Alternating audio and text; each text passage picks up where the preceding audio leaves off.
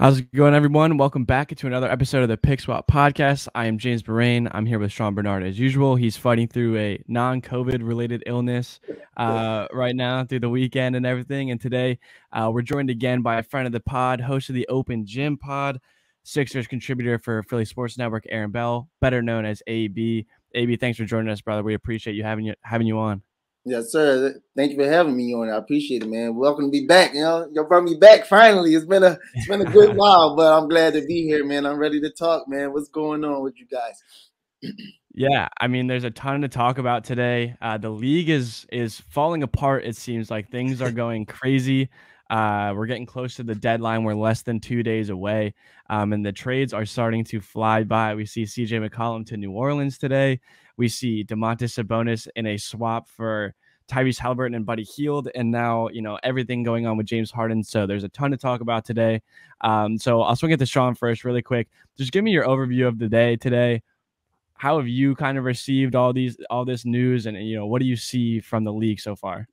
Yeah, so much for it being a quiet deadline, I guess. So there's been a whole lot going on today. The Kings trade, I mean, I really like Tyrese Halliburton. I feel bad that I think the Kings are gonna regret giving him up. I think it's a great trade for the Pacers. I think him and Brogdon are gonna be excellent together, complement each other very well. I think they're doing a pretty good job starting to build something. The Turner and Sabonis duo was never meant to last. I don't know. From the Kings' perspective, like I said to you, James, the Kings are always going to Kings. Like it is. In some ways you can squint and look at it as like a win now move, but in reality, I just don't think they got that much better. That was, I guess, the biggest move of the day for me. The Trailblazers kind of blowing things up and creating cap space and building towards the future with everything that goes there. Also, I still don't fully know what to make of. I can't imagine Dame is sitting back and feeling awesome about these trades, even though you can see the long-term plan is kind of there. But I don't know. At least there's things happening. The dominoes are starting to fall. So all in all, a decent day so far. Oh yeah, I'm sorry. I'm thinking you had something else to say. You want to throw it to me? Same thing. I guess the main thing is probably the Kings trade, but also I'm intrigued by the Trailblazers only because we know how Dame started the season off, basically saying how he wanted to assess the Blazers, which direction they were going to go, see what moves they make, things of that nature like that.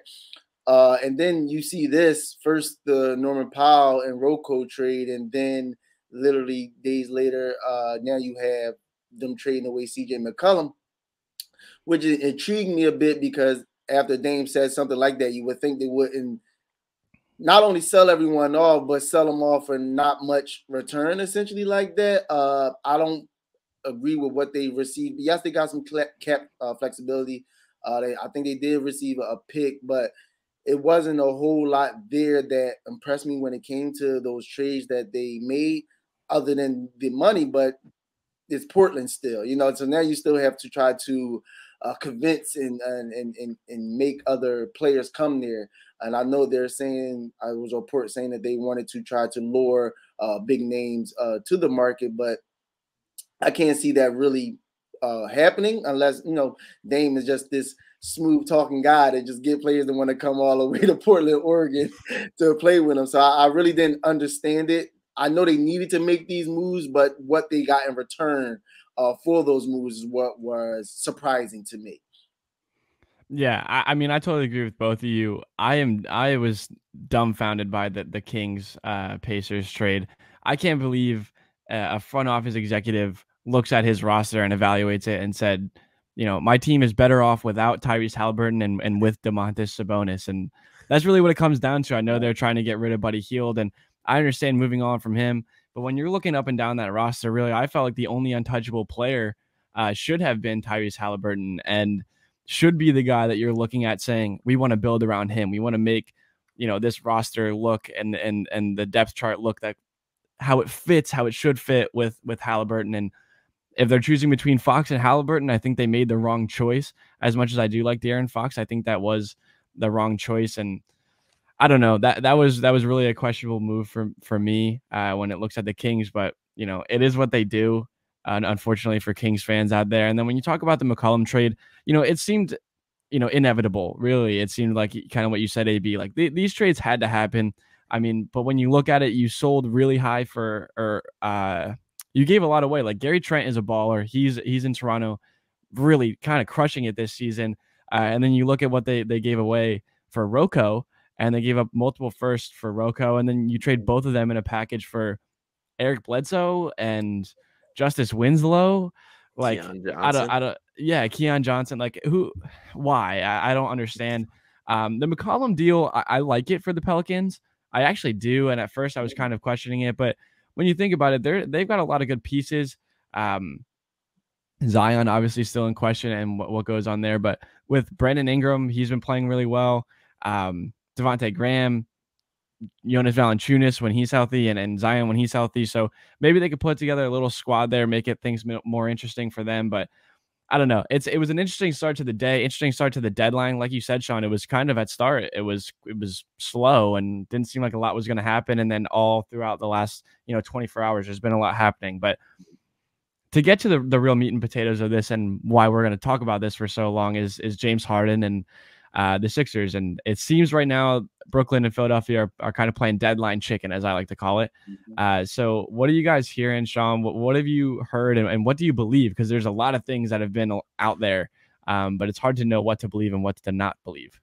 Yeah, I mean, there's smoke everywhere for a James Harden to Philly, whether it's now, whether it's in the offseason. And frankly, I want it to be right now. I want it to be before the deadline. I want this to not push back another year. And it's always been about James Harden. Even when we talk about like the Kings negotiations, like I think the root of that was these were when Morty was trying to include Simmons and Toby in the same deal. The goal of that, beyond just getting Halliburton and whatever other pieces that he's hopeful, was clearing cap space to sign Harden straight up this offseason. And I think that's still in play if Morey can't find a way to get a deal done. To me, I think there's just too much going on, too much here to not believe in it at all. And I mean, you can see the way Harden's acting. He's now missed, I think it's 3 straight games with the hamstring, and all in very weird kind of circumstances of just like in today, that they were talking about how he looked normal and shoot around, looked all good, and then he specifically said to reporters that he would not be playing tonight and like that kind of thing. There's just a bunch of just weird circumstances with the Harden specifically. He's trying to hire an agent again. The last time that he did that was when he was trying to force his way out of Houston. So a lot of like dots connecting behind the scenes, and there's obviously the Morey and Harden connection. Pairing Embiid and Harden would be Morey's ultimate like chef's kiss masterpiece. And just from a basketball perspective, I'm all in on what these two could do. I mean, sure, he's on the downside of his career, 33 years old, but adding this level of perimeter creator, a guy with such a high basketball IQ, a ridiculous passing ability, and just can run an offense so well this would open up everything for this Sixers offense. And I don't understand the people like overly hesitant on Harden. I get that it's a large price because it's probably going to take more than just the Ben Simmons, but this guy would immediately be the best perimeter player the Sixers have had since Iverson. And that, along with Embiid, that's enough for a championship in my mind. So I'm all in on making this happen, and I'm willing to do just about whatever it takes, with the exception of including Tyrese Maxey. I concur. I mean, like you said, when there's smoke, there's fire. And I feel like we're past that point right now. There's definitely a flame that's lit. I'm smelling some things burning right now because it's I know there's a lot of conflicting reports. You got both sides, especially from the big guys like a Shams, like a Woj, are going back and forth. We all know that Woj is more of the organizational guy when he brings stuff out, and Shams more of the players guy. And you hit the nail on the head. This is just a game of chicken. Essentially, who's going to fold first when we get to that deadline by Thursday. When hearing these reports throughout the time, it was so many different things that was going on. It was like, what could you believe? But Daryl Morey specifically told us this when he did the interview on Mikey Miss a while back. And this is what he told you. He was not going to move Ben Simmons unless it was going to be for something of star caliber. I know he gave us the list of 40, the list of 25, things of that nature like that. But I've always thought that at the end of the day, this is his guy. This is who he wanted. The relationship was there. A lot of back channeling things are probably going on. Like you said, the new report with James saying he's not going to resign, things like that. All this is accumulating and leading up to what he already stated in the beginning, towards the beginning of the season. So he told us to buckle in. Then he told us to buckle in, get ready for the ride. We in this for the long haul, because he wasn't just. And I feel like with the Kings rumors and things as far as what he wanted, and people didn't understand why he kept adding more. It wasn't really, me personally believe it wasn't really to get more out of them. It was more so basically getting them out of the way, letting them know, like, listen, we're not getting rid of Ben Simmons for what you got. Even though Tyrese Halliburton, I love him, he's going to be a great player in his NBA. His key goal was James Harden, and the notion that's going around that James Harden done. That's the part that I can't understand, because you can't go from here and just suddenly just drop down that tremendously, and then he's just in a different role altogether in Brooklyn. And we all have seen before, when James Harden isn't interested, isn't really invested in his team or what's going on, it shows. He wears his emotions on his sleeves, and you've been seeing it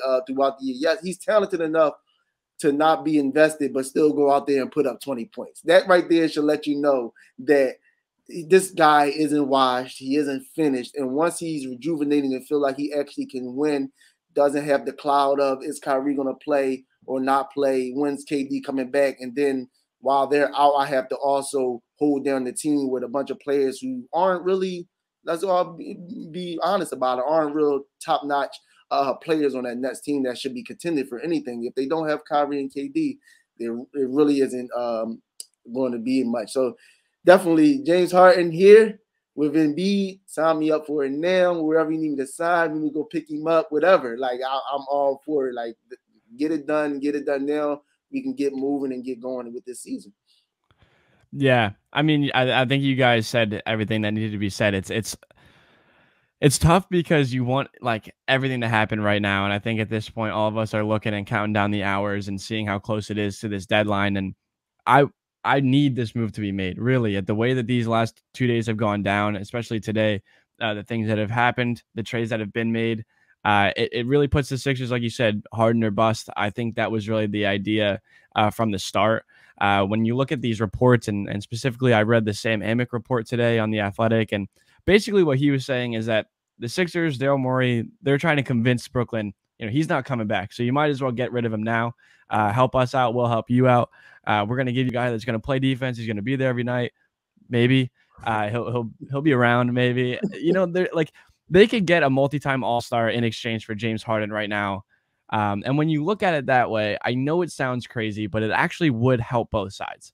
Really, it would. And it could extend the prime. It could extend the championship window for the Nets, considering James Harden might not want to come back. And if he doesn't want to go back to Brooklyn, and if they don't win a championship, like, think about it. If they're, I think about this all the time.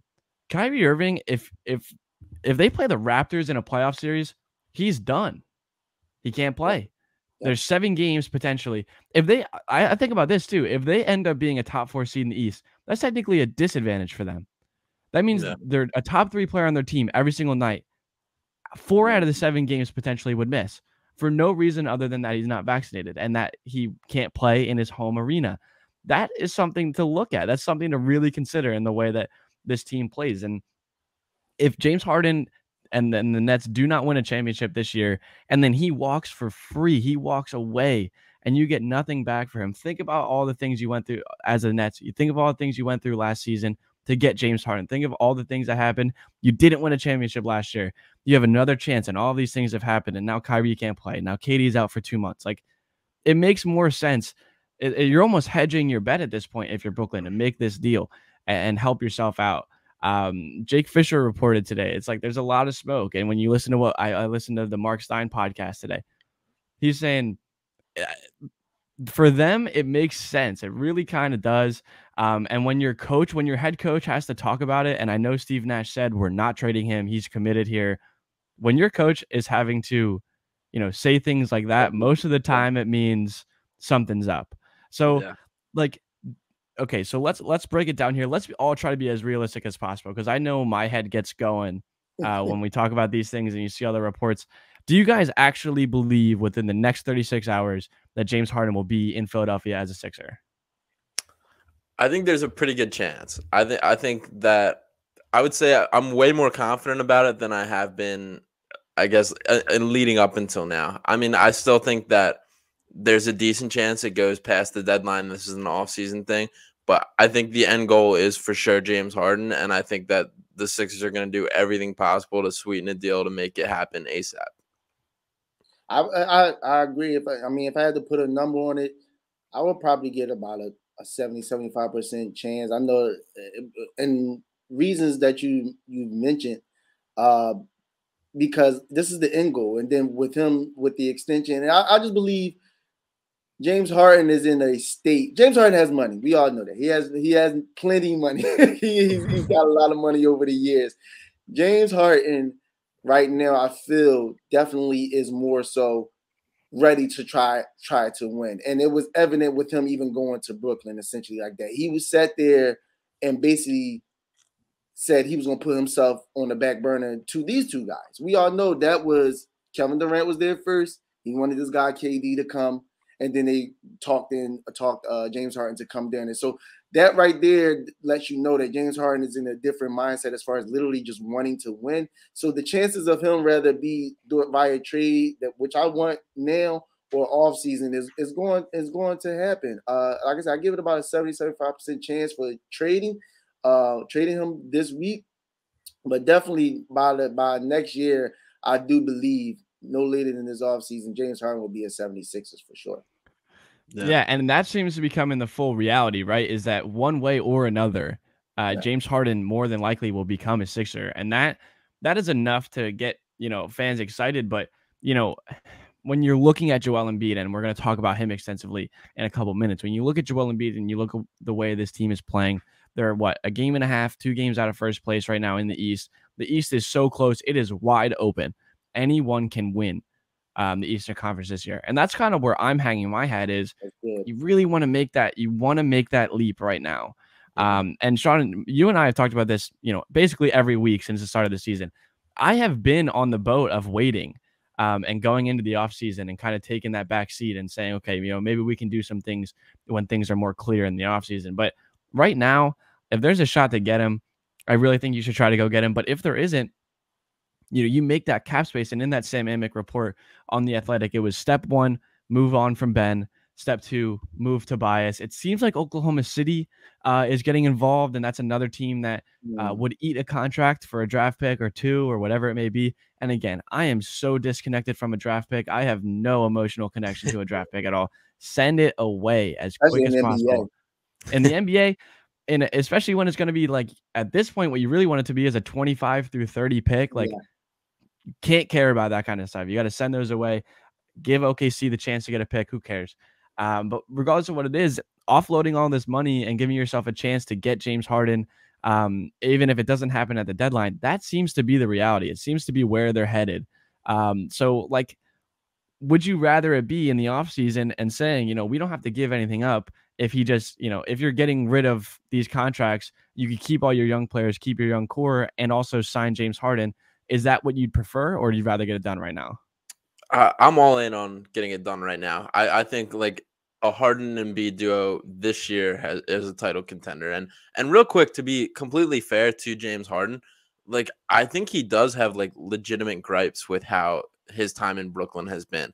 He kind of, this was the stage of his career where he was ready to take a step back from being the guy to join a winning team, to have these KD and Kyrie around him, and that build a kind of trio that where he could just be he didn't have to be the guy. And that was why he demanded out of Houston, because he was sick of being the only real stud player on a team full of scrubs. And really that's how Brooklyn has turned out, with how often that Kyrie and KD have not been there, that this has now been him showing up with a team that has been built pretty much fully out of veteran minimums and first round draft picks that are guys sticking around. So that's not what he signed up for when he went there. And also for the Kyrie thing, Kyrie, when he's there and when he's not, it affects James Harden more than anyone as far as his role within the team, whether he is the point guard, the guy running the offense, or etc. However you want to put it. But like that impacts Harden more than anyone else in the organization when Kyrie's there versus when he's not. And that's got to be frustrating for a guy that's only there. I saw they got 29 more games to play, and Kyrie's only eligible for 10 of them. Yeah. Like that's got to be frustrating for Harden just be sitting there and doing all that. So I think there are like legitimate gripes there. I do think that I don't think it's just nonsense that the Sixers are pressing that Harden wants out of there. There's enough there that I think that's like legitimate. So I think like moving the timeline until right now is in everyone's best interest. Yeah, I agree. Like definitely now is better for me, especially because I feel like even looking at the moves around the NBA today, for certain players that got traded, it wasn't a lot in return. I don't know if that's more so what the value was, or it was just good GMing, getting certain players for certain like adjust, like you said, you get CJ Goes and you get Eric Bledsoe and, and Justice Winslow, who I don't even know where he was at last year, essentially like that. So I don't know if that's possibly an indication of where is that, or would it even take much to get James Harden essentially right now, especially knowing that it's a real possibility that he doesn't return after next year. So it's good for both sides essentially, because like I said, Brooklyn gets a defender, a rebounder, someone that they need essentially like that. They didn't necessarily need another scorer, and then the Sixers get what they need as far as that perimeter scorer. I mean, yes, it's unlikely that is not normal that two teams like this within the same conference, do a trade like this to basically help each other beat each other, essentially like that. But it's just is what it is at this moment, and is to me, it's better to get it done now. Other than, like you said earlier, Sean, other than Tyrese Maxey being moved, I'm pretty open to anyone else going out. Even like the reports that you said, it might even take Seth maybe. All board. I'm all board, all on board for it. It doesn't matter. Get it done now so we can go now, because even right now with Joel Embiid, you don't want to waste this what we have going on right now. And if you're able to get him in early enough and start mending and complementing each other and growing together, it can only bode well, because you even mentioned it, Sean, when it comes to Brooklyn, he has a legitimate gripe. Kyrie hasn't been there for most of the season. KD has been in and out of the lineup due to injury. He's been playing with a cast of misfit toys, essentially like that, for the majority of the season. So how can you sit there and say and be optimistic about the season, even if KD was to come back? You mentioned it. They play Toronto. Kyrie's not playing, so you're back to what you had the previous year, earlier in the year, essentially like that. So for me, get it done now, get it out of the way. And I know Brooklyn wants to hold on as much as they can, but if they want to do right by the organization and they fans, and I know that sounds like a biased quote that I'm saying because I am a Sixers fan, but I mean, just logically looking at it, it just has to be done, and you can't risk going into the offseason and he not being tempted by being able to be signing an extension for X amount of money when he know he can still get paid and go out there and possibly win a championship. Yeah, and as far as the extension goes, real quick, people seem to be kind of intimidated by like the money of it. Not at all. Yeah, me either. Obviously, it's like a lot of money, and that I'm not as worried about Harden. Like, I believe he will continue to produce into like the later stage of his careers. Like, I think he's going to follow a similar model when you look at guys like Chris Paul or even like Kyle Lowry, in the way that like Harden's game was never built off athleticism or anything like it. It's always been his IQ, his craftiness, his just like it. I don't think him aging is going to change anything with the way he plays with that, which to me makes it feel better and makes it easier to give that type of long-term extension. He paid Tobias Harris 180. Yeah. Like let's just get that out. Yeah, and I mean, and when you look at it, if you're really taking the long view on this, if you're the Sixers and you're thinking, okay, we got to pay him. First of all, he did mention this is all intel from Philadelphia. This is all things that have rumors and reports, but allegedly he said $10 to $20 million over the span of a contract, over like the lifespan of a contract, doesn't mean that much to Harden. He's in it to win right now, and kind of like what you said, AB. He's played for a long time. He got his bread. He got his money in Houston. He's getting his money now. The difference between 38 and 45, the difference between it could be semantics to him. On top of that, the NBA is going to be going into a new CBA in 3 years. Last time there was, I think I want to say, I read something earlier, a ridiculous increase in the average pay for an NBA player. This contract, if he signs it in the offseason, if they were to, extend him or whatever it may be, if he's signing a new contract, in 3 years, in 5 years, is not going to look that bad. These guys are going to sign that. Like, money is so relative in the NBA. I really could not care less. Give him the money. He's going to be around. He gives you the best chance to win. And that's what we're really boiling this down to. The Sixers want to win a title while Embiid is here and healthy. So, make it happen. And I think that's the bottom line that we're all kind of coming to. I do want to kind of switch gears a little bit here because there was a really interesting thing. And Sean and I were talking a bit before we started recording. A weird new trend for the Sixers is that, they're just allowing their guys to go on to 97.5 The Fanatic to talk to Mike Missanelli about anything. Apparently, Daryl Morey's done it multiple times. Now Joel Embiid is, just going on a phone call with Mike and talking about everything. It's a weird way for them to control the narrative, but I guess it works. And Sean, you had a couple quotes, and I know this was, I listened to it. I wrote a little bit about it. It was really interesting. Not super telling, but Embiid had a lot to say, and it was funny, but also good to hear from Embiid. So Sean, throw out those quotes that you wanted to talk about. Yeah, definitely. And for the most part, Embiid was pretty guarded in his replies, but it was in a way that he was still very honest and didn't hide anything. And I mean, I just love the guy. I love that he's the guy running our whole franchise right now. But I have two main quotes that I kind of wanted to point out. And this was just talking about kind of the question was about kind of who's at fault for the whole Ben Simmons situation. And Embiid said, quote, "Everybody's at fault. But at the end of the day, you got to look at yourself. When we lost, I looked at myself. I knew I wasn't good enough. I knew I wasn't healthy enough," Embiid said. "So I just looked at myself and tried to find ways that I can get better and I can help the team just be better. I worked hard this summer to try and improve in every facet of my game, and I know a lot of other guys did too. You can look at the improvement Tyrese made, Tobias has made, every other guy on this team. So I think at the end of the day, you do have to have some self-awareness and kind of look at yourself and see how you can help the team. It's never about one player. You can't win basketball in a 1-on-5 situation." So I guess, what are you guys kind of thoughts on that one and the indirect kind of shot taking?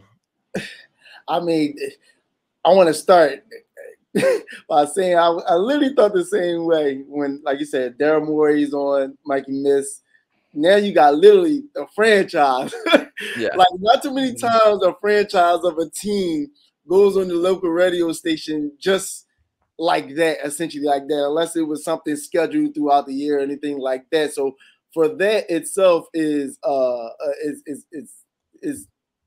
of interesting, intriguing.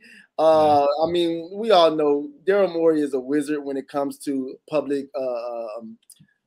opinion and public assumption about things. He definitely knows how to work the media game and stuff. Because it's definitely it's a strategic move by those guys with doing things like this. Basically, get the fans on your side and everything like that. But just to get into the quote itself, I mean, he's right. I mean, it's absolutely right. Me personally, I mean, it sometimes it's a hard pill to swallow to have to look yourself in the mirror and accept those things that people are saying you lack at.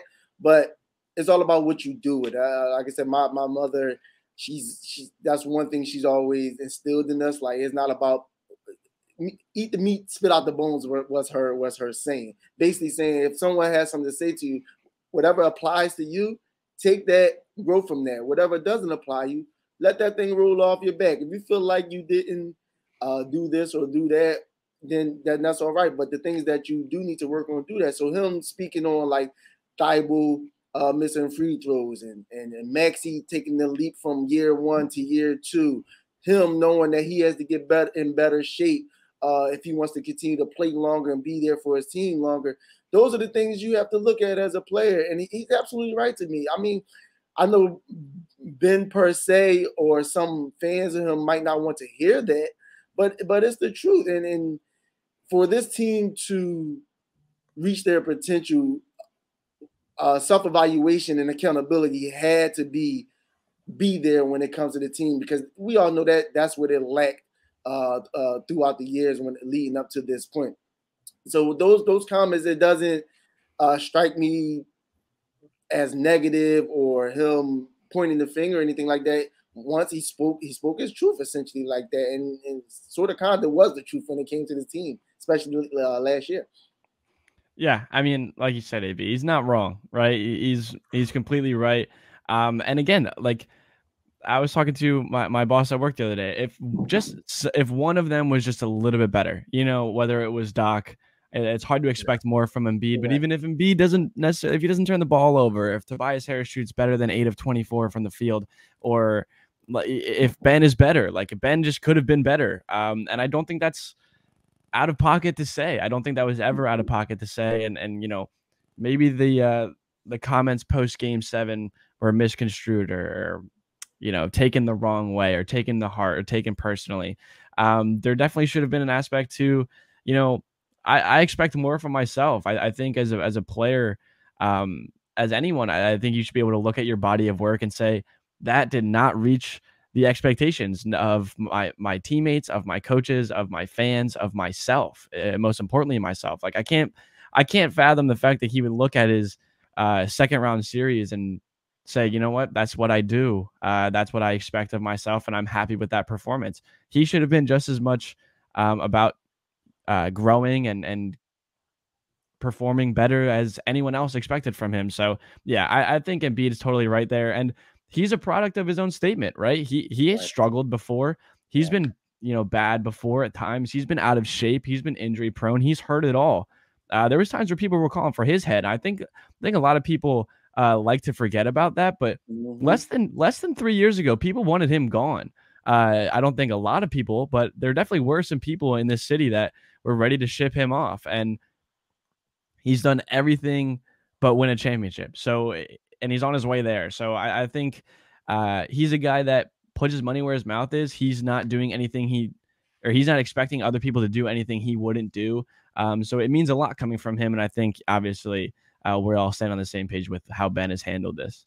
And I just wanted to just expound on what you said just real quick. Like you said, I think people do forget that short-term memory loss is a real thing, I guess, because it was a minority, but it was a loud minority. I couldn't believe or fathom that people were saying trade Embiid. Like I really couldn't understand that notion. So for Ben to act this way or feel like this, like just look at your counterpart. He was here first. Then they talked about how he didn't play the first year the next year. He broke his foot. Like it was a lot that Embiid went through to lead up to this point. It's not like he was just sunshine and roses from day one. Like they literally wanted Joel Embiid, a top 5, top 3 player in the NBA, MVP candidate, to be traded. Just think about that, people. Just really think about that. Would you trade LeBron James? Would you trade Kevin Durant just because? You know what I'm saying? Like that's the type of level he's on, and people wanted that. And for Ben to just basically be sensitive to the matter of a moment, everyone just lost Game 7, and wounds are fresh, questions are being asked. And yes, I do agree. Maybe things could have been worded differently, or maybe waited until we talked and then came out and explained things. That can be debated and have a conversation about. But just to overall not take a look in the mirror and think you didn't have a part in us losing as well, that's no. That doesn't do it for me. Yeah. But it has been just awesome to watch this guy, both off the court and on the court, just develop like just the way he has as a person and as a player. And then also he did say in the interview that he had reached out to Simmons, and then he said he wanted to keep that private, which was interesting there. I'm curious what that conversation was, or if there was one at all. But left him on red. Yeah, yeah. Yeah. I guess respect to Embiid for keeping that private. And then one last quote I have here, and this is about the comments after Game 7. And he says, quote, "The notion about guys getting called out or whatever, I just don't see it that way. You look at the comments that were made. If you want to put me in that position, you look at me. You look at the way I spoke about it. I didn't call out anybody specifically. I just said I called out a bunch of events that happened, which was, we missed a free throw, which was Matisse. Matisse wasn't mad at me. He just knew I'm challenging him. I want us to be better. I want him to be better. And I want my teammates also to be better. He didn't get mad at me. And I also called out my own turnover. I had a big one in that fourth quarter. Gallinari stole the ball from me. There was a bunch of other events. We fouled a 3-point shooter at the end of the fourth quarter. Embiid, and that was the end of that quote. But basically, just kind of it extended. Missinelli then asked after that, so he's like, "Do you think Simmons overreacted to the situation?" To which Embiid immediately replied, "Oh, definitely." So I thought that was cool too.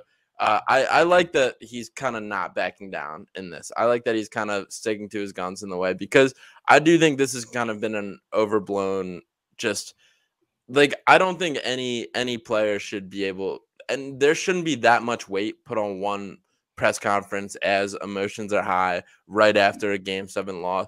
Like, you just can't ruin your whole career or put your whole belief in what those comments were, is what I feel on Simmons' end. And for that to be the case, I think is crazy. I mean, listen, he's been playing with Embiid for how long now? I doubt this man has changed or has differed throughout the years. We all know Embiid is a very honest person. When you ask him things, he's going to give it to you how he feels. So this notion of him calling him out or anything like that, it bothers me, because this is who he is. He's never wavered from who he was, and I know it just bothers me, because you kind of triggered me right here with these quotes, because they just bother me, because I can't stand a person like that, sort of, because, like I said, Embiid been like this from get-go, from the start. So I know you had to know how he is and how he answers questions. And for him saying things like that, he was absolutely right. And he mentioned all those things prior to even coming up about the whole, because the Ben Simmons question came after that, as far as where do you think the turning point of the game was, I believe was the question that they asked on that press conference. And then he just gave it an honest answer. And I was at the game. We was in the game. As soon as that moment came, the air, the energy, everything was sucked out of the arena. So he's right. Yes, how he could have worded it, could have said it, that whatever, that what is what is. But that's Embiid. That's who he is. That's how he talks. He's brutally honest at times. And like he said, he's mentioned everyone else. Hello? Yeah, you're good. We got you. Oh, okay. My screen just messed up. All right. I'm sorry. So that's just how he is. And I agree with the man. He kept it, and I believe one of you guys mentioned it earlier. I believe he kept it under wraps a bit, how he expressed himself, but I love the way how he stuck to his guns as far as what he believed, what he saw, and how he went about things after the season. Because at the end of the day, he got men, he has the lead in his team, and we all know Embiid is not going to sit here and kiss someone's behind to make them feel better, essentially, like that. So I have no problems with what was said in the interview, anything that he said, particularly. Yeah, I agree. I mean, listening to him talk about it, it's nice that he, like you said, Sean, I think that, him not backing down, him not retracting those statements or kind of backstepping over them, I think is the right thing to do. Because like we said, I don't think he blamed anyone specifically for the loss. I don't think he blamed anyone more than he blamed himself, probably, for that loss. And like, I don't know, at some point you just have to be honest. And I think Embiid's authenticity is a big reason why people love him. It's a big reason why I love him. He, kind of the similar way to Harden, he wears his emotions on his sleeve. You're not going to be phony with him. He's not going to be phony with you. and having that type of interaction with him, you know, the one-on-one like that Mike Miss had. I mean, to have him on the phone and him to give a really honest answer like that, and to say, I don't really, you know, I don't think I did anything wrong, and to not be pitted as the bad guy in this situation, because obviously he's not. But there was questions about it over the summer. You know, there was questions about, you know, the way that was received and the way that the team received that, and specifically Ben, obviously. So I don't know. I really enjoyed the fact that he, you know, said it again. I don't think I did anything wrong. I stand by the statements that I made because I didn't say anything out of line. And obviously the other guy is overreacting in the situation. So, I mean, what else is there to say about the whole situation at hand? We clearly see the issue is not with Joel, and the honesty is, you know, refreshing in this situation. I mean, when you listen to the quotes during the press conference, just your initial reaction to it, did you guys literally, did you say, oh my God, I can't believe he said something like if we didn't even feel like that, and I know we were in a sour mood essentially like that during the time, but even days later, it never came off as like totally egregious. Even the national media didn't even take it out. You know, they like to take things like that and blow it up instantly. Like, oh, it's a feud between Joel Embiid and that wasn't even a big thing when it came out to. So why? Yeah, you know, I think the Doc Rivers was worse live. That one I did kind of, when he said the, like, I don't know if he's a championship point guard. But the thing I will say to Doc's credit, which, and I have plenty of criticism for Doc outside of this, but from all the behind the scenes reports, is that Doc and Ben did not get along whatsoever. So if that is truly the case, and Doc had gone out of his way to defend this guy, just about every single media availability, every day, going and just defending this guy, to slip up one time, considering that you guys actually don't get along, to me speaks even like larger about like the way that this guy is trying to protect you. So to me, that's a credit to Doc more than anything. I mean, and why not get along? That's the part. If you're not getting up, for what? Like, because he's making you play point guard, like the real way. You know, it's like things like that. Like when you really break things down and think about it, things doesn't add up for me essentially. Yeah, Doc has not backed down either. Even last week there was the quote about how respect's a two-way street, and that he's not gonna allow Ben to just like not listen to him and all this, and then expect to treat him the same way. So I don't know. I think that was the intention of the Doc Rivers hiring it as a whole, was to kind of push Ben on the accountability front, and it sounds like that. I mean, from Ben's perspective, it's kind of blown up in that, but who knows? Maybe that's what needed to happen. Maybe, right? Maybe that was the answer to all the questions. And you know, if the return is James Harden, you know, maybe it was worth it all in all. Maybe it was worth it. So to wrap this up here, I do want to ask you guys one final question, and obviously a hypothetical one. But you know, like I said, we're closing in, and the rumors are there, the smoke is there, and it seems like they're, you know, if you know, to make the money work, there's gonna have to be Simmons and somebody else, and whether that be, I'm really guessing at this point, definitely not Maxey. That ends up being, now it could be Furkan, it could be Seth Curry, it could be Matisse Thybulle. So what do you think the full package is if that trade were to be made? What is the full list of players, top to bottom? My prediction, I think it's probably Simmons, Curry, and Thybulle is, I think, probably what the deal is going to be. And I'm cool with it, and I still pull the trigger right away. I'm sort of kind of the same way. I don't know why, but I just have a little feeling that somehow Morey's going to do like a Howie situation and just pull something off that's like, wait, like, wait, what? How'd you do that? So I feel like he's going to keep the young guys. I could be totally wrong with that. That's just a niche and a feeling that I'm doing, because Morey likes to. He's definitely playing off the emotion and the situation in Brooklyn right now, essentially like that. So I could definitely see something like a Ben Simmons, Seth Curry, because someone has to go out. Seth Curry, maybe multiple picks, and maybe another young piece, maybe like you say, a Korkmaz or even someone younger. I'm not saying for sure, but like Isaiah Joe or something like Paul Reed, something. Like I feel like it might be a combination of multiple young assets minus Maxi Thibault and picks that can possibly work. So along with Yeah, Ben. I agree with that for sure. I'm not terribly hurt if they move on from Curry as For well. sure. I'm a big fan of Curry and what he's able to do, and he's a huge part of the offense. But that offense is well taken care of if James Harden is here, so you don't worry too much about that. I worry a little bit about the perimeter defense if Thibault's not around, and I think he'd be a good in the starting lineup with them. So I'm hoping it's not Thibault, but again, do what you got to do. Get Harden here if it's possible. But that is going to end our pod here. We're sitting around 45 minutes. So, AB, if you want to shout out your socials and your open gym pod as well, go ahead. Yeah. So you just follow me on Instagram at only the number one AB __. Also, my podcast page is on YouTube, and we officially on Spotify and Apple Podcasts as well at Open Gym Podcast, and also on Instagram at Open Gym Podcast as well. Oh, Awesome, man. NBA trade deadline week. Yes, sir. Live breaking news. We're gonna be here for you 4 hours. Great, Sean. Possibly if he's off the injury list by then, he'll be joining us simulcast with Pick Swap as well. So we definitely should be a good time when it comes to that.